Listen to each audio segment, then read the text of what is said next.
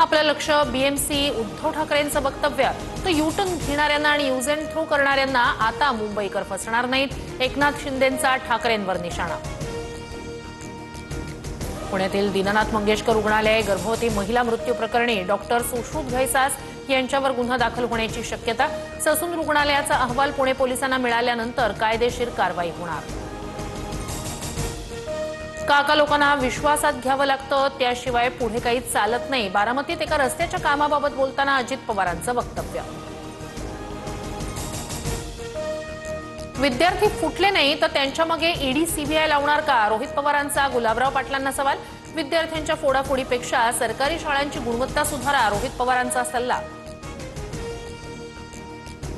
कल्याणमध्ये अल्पवयीन मुलीवर अत्याचार करणाऱ्या विशाल गवळीची आत्महत्या। तळोजा जेलमध्ये पहाटे टॉवेलनं गळफास घेतल्याची माहिती।